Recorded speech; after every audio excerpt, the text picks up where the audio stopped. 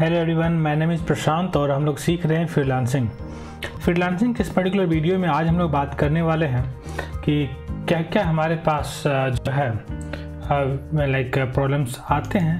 Problems already हमने discuss कर लिया है, तो आज हम लोग बात करेंगे विनिंग टिप्स कि कौन कौन से टिप्स के थ्रू आप जो है फ्रीलांसिंग को प्रोजेक्ट आप ले सकते हो। तो सबसे पहले आपका इंट्रोडक्शन, ये बहुत ही स्ट्रॉन्ग एंड तगड़ा होना चाहिए कि लोग आपको इंट्रोडक्शन देखने के बाद जो है उसको अच्छा लगे प्रोजेक्ट के बारे में।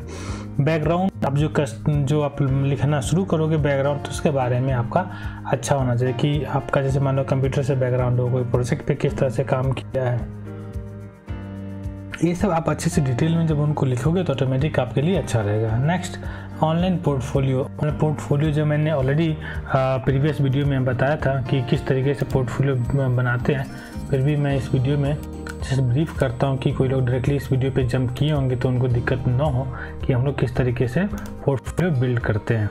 तो एग्जाम्पल के लिए मैं फ्रीलांसर ले रहा हूँ, बट आप बाकी के सारे वेबसाइट पर जो है आप वहाँ पर बिल्ड कर सकते हैं। तो यहाँ पर लोग आते हैं, यहाँ पे देख सकते हो पोर्टफोलियो, यहाँ पे मैनेज आइटम पे क्लिक करेंगे और मैनेज पे जैसे क्लिक करेंगे तो आप सारे ऐड पोर्टफोलियो आइटम पे क्लिक करेंगे और फिर आप यहाँ से आपके जो भी वेबसाइट है यहाँ पे ऐड आइटम पे है, जो भी वेबसाइट है उसका इमेज कर सकते हैं, डिस्क्रिप्शन दे सकते हैं, कुछ अपलोड कर सकते हैं, कौन कौन सा स्किल आपने यूज किया, ये सारे स्किल्स आप यहाँ पे ऐड कर सकते हो।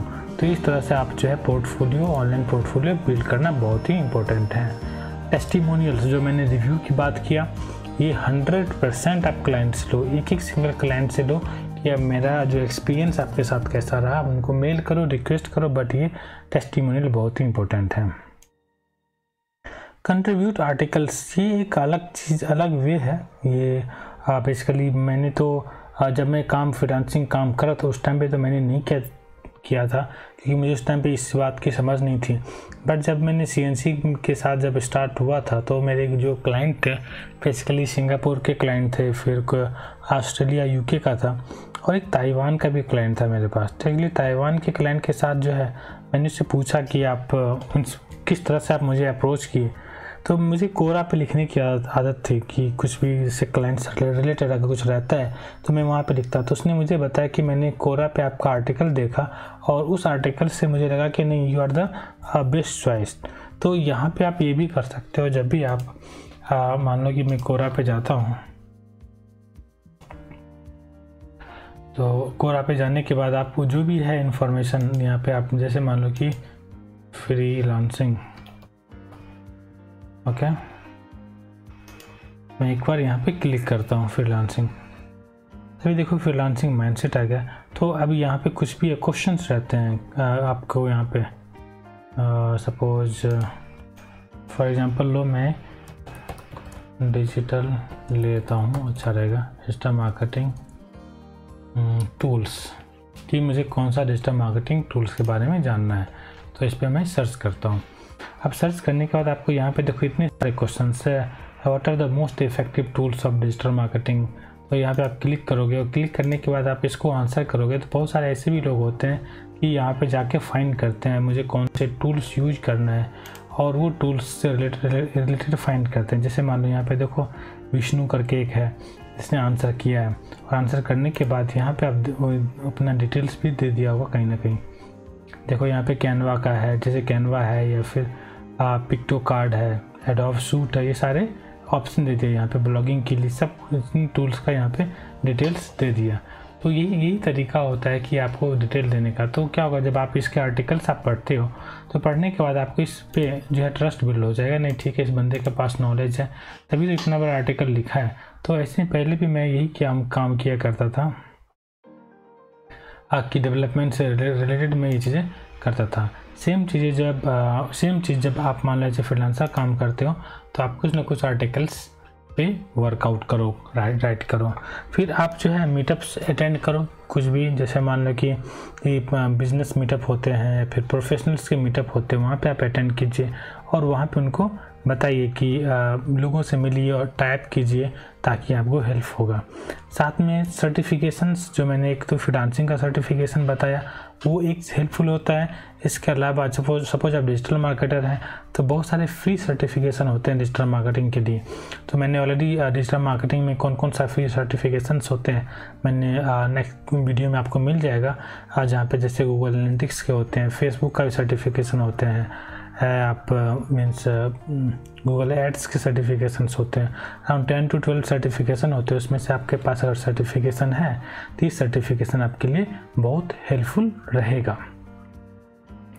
तो ये मैंने आपको टिप्स बताया कि जैसे फ्रीलांसर आप किस तरीके से ग्रो कर पाएंगे। अब बात करते हैं जहाँ पे हम सब लोग को खुशी मिलती है। काम हम क्यों करते हैं? पैसे के लिए। और पैसे हम चार्ज कैसे करेंगे?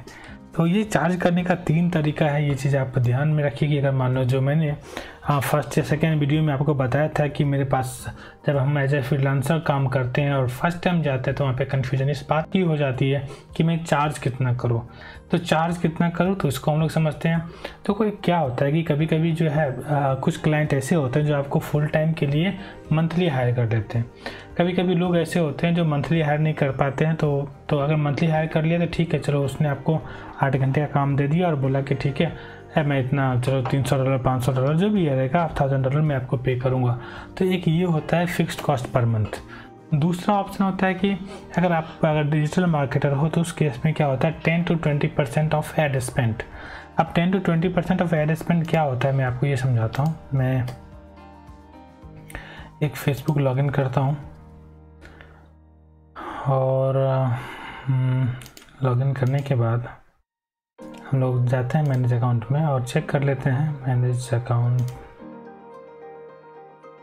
तो नॉर्मली जितना आपने पे किए अमाउंट स्पेंड किए, जैसे मान लो कि इसमें अगर इस मंथ में अराउंड 18,000 मैंने खर्च किया है मीन्स पे किया, तो आपको 18,000 का 10% आपको, अगर सपोज आप अगर मेरा फेसबुक अकाउंट सेटअप करते हो तो अराउंड 18,000 का लगभग 10% या 20% यहाँ पे चार्ज रहेगा। 10 to 20% आपको और आपका खुद का चार्ज होगा। बट मेनली क्या होता है कि जब भी इस तरह के क्लाइंट होते हैं तो उनको 10-15 हज़ार का बजट नहीं होता है, 1 लाख 2 लाख 2 लाख का बजट होता है, 3-4 लाख का बजट होता है। तो उस केस में भी आपके पास अगर मान लो कि क्लाइंट का मंथली बजट 1 लाख रुपए का है तो उस केस में आपको कम से कम 10 से 15 हज़ार रुपये आपको सिर्फ फेसबुक अकाउंट के सेटअप करने मिल जाएगा।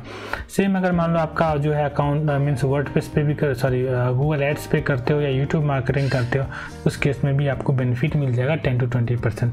डिपेंड करता है क्लाइंट पे और प्रोजेक्ट पे कि आपको कितना पैसे मिलने वाले हैं। तो ये 2 फैक्टर होते हैं क्लाइंट की चार्ज करने का।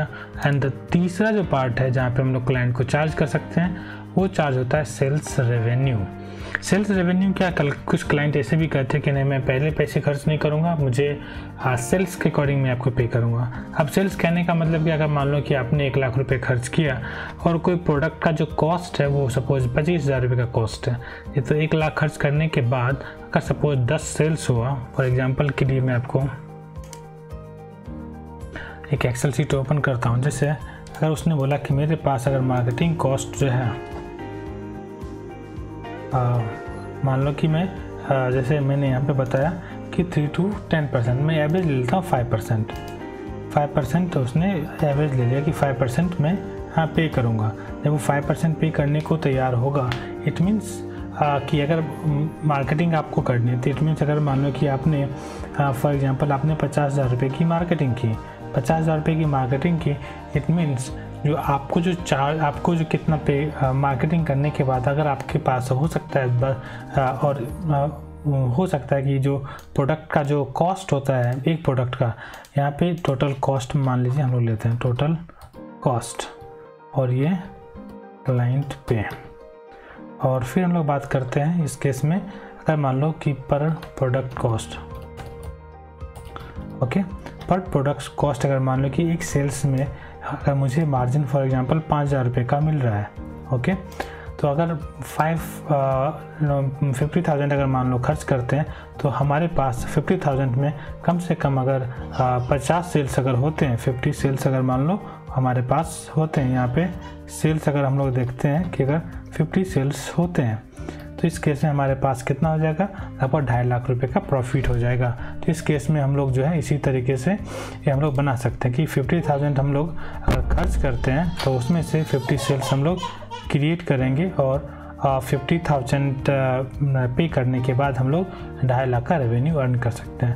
तो कुछ क्लाइंट इस तरीके से भी वर्कआउट करते हैं कि अगर आपके पास अगर मान लो कि ये कॉस्ट मीन्स पर सेल्स के रेवेन्यू के हिसाब से भी काम कर सकते हैं। तो ये तीन मीन्स फैक्टर्स होते हैं क्लाइंट को चार्ज करने के लिए।